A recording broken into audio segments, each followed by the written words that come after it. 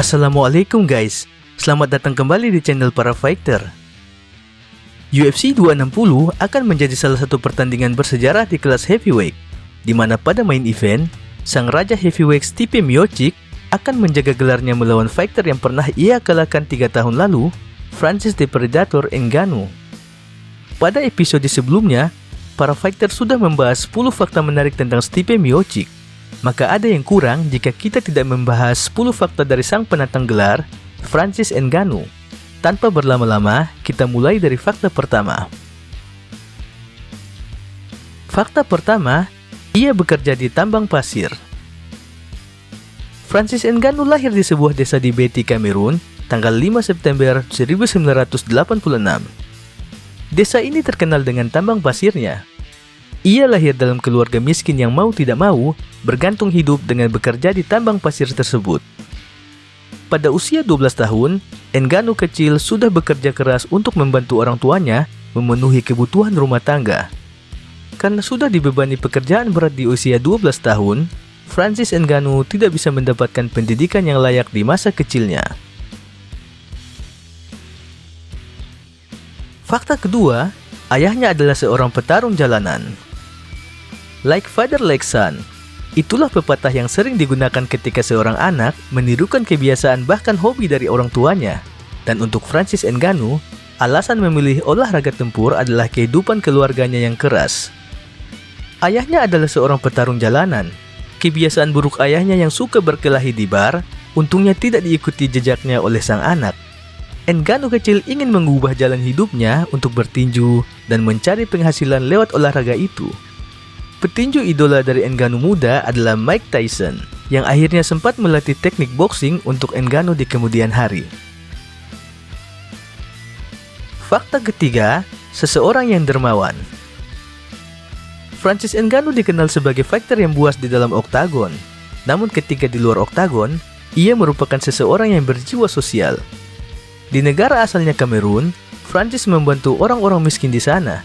Ia membangun yayasan dengan nama Francis Ngannou Foundation. Yayasan ini bergerak di kegiatan sosial, membantu warga miskin di Kamerun, dan mendidik anak-anak yang tidak mampu untuk mencapai impiannya menjadi fighter seperti Ngannou. Ia pun sering mengupload video kegiatan amalnya dalam channel YouTube-nya, Francis Ngannou. Bila ingin melihat vlog, latihan rutin, serta kegiatan amal yang dilakukan oleh The Predator, bisa diakses di YouTube-nya ya guys. Fakta keempat, kurang pendidikan formal. Memiliki kehidupan masa kecil yang keras membuat Ngannou muda mau tidak mau harus mengorbankan pendidikannya. Faktor ekonomi menjadi alasan utama dalam keluarganya yang membuat ia harus berhenti sekolah di usia 12 tahun.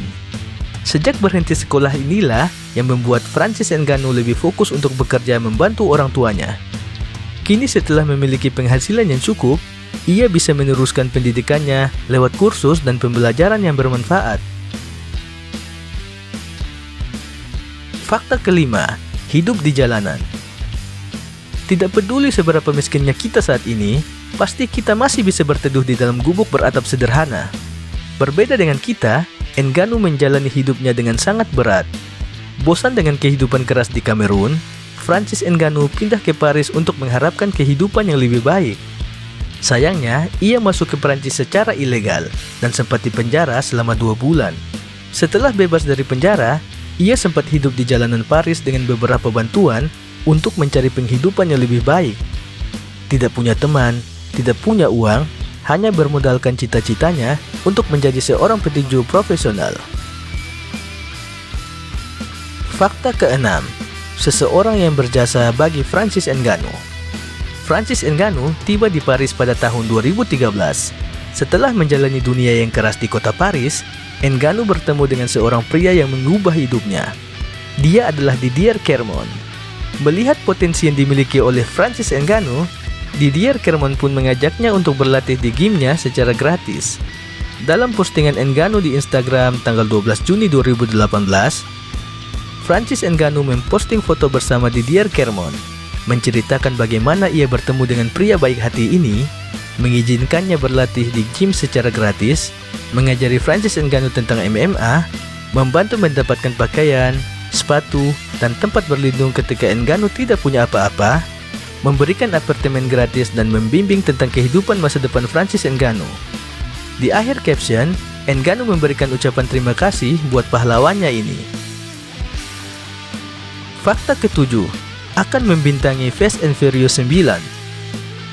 Fast and Furious merupakan salah satu film yang populer. Film yang diperankan oleh Vin Diesel sebagai pemeran utama ini merupakan salah satu sequel yang laris di layar lebar. Saat ini sequel yang menceritakan tentang aksi dan balapan ini sedang menunggu penayangan seri ke-9 mereka yang berjudul Fast and Furious 9 di tahun 2021 ini. Film yang menampilkan John Cena sebagai tokoh antagonis ini juga diisi oleh Francis Ngannou sebagai pemain pendukung. Hal ini semakin menambah daftar fighter MMA yang menjadi pemeran pendukung di film layar lebar setelah Uriah Faber, Chuck Liddell, George St. Pierre, dan beberapa fighter yang lain. Fakta ke-8, kekayaan Francis Ngannou. Olahraga tempur telah menghasilkan banyak atlet dengan penghasilan miliaran bahkan triliunan. Floyd Mayweather, Manny Pacquiao, dan Conor McGregor membuktikan bahwa di dalam olahraga ini menjanjikan materi yang banyak. Hal ini juga membuat kehidupan dari fighter dengan julukan The Predator ini menjadi lebih baik dari sebelumnya.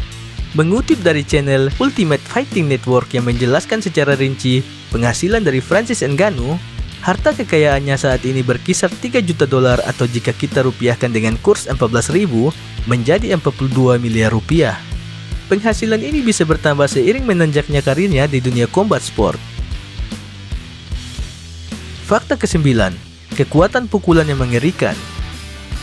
Kekuatan pukulan merupakan senjata utama yang dimiliki Francis Ngannou. Fighter kelahiran Kamerun ini merupakan pemilik rekor pukulan terkuat di dunia dengan mencapai 129.161 unit, mengalahkan pemilik rekor sebelumnya Tyrone Spong dengan 114.000 unit.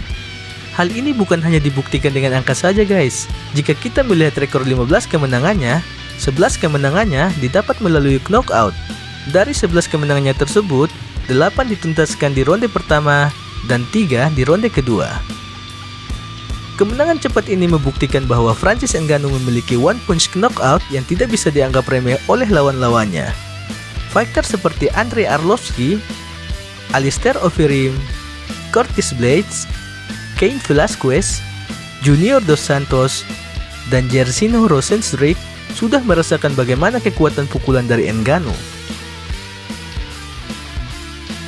Fakta ke-10, memenangkan Knockout of the Year tahun 2017. Tahun 2017 merupakan momen di mana semua mata tertuju pada Francis Ngannou.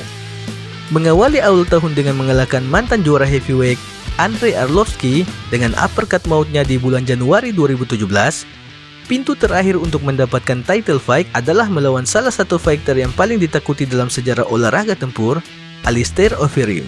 Dan yang pasti, ini merupakan lawan yang paling berbahaya dalam karirnya saat itu.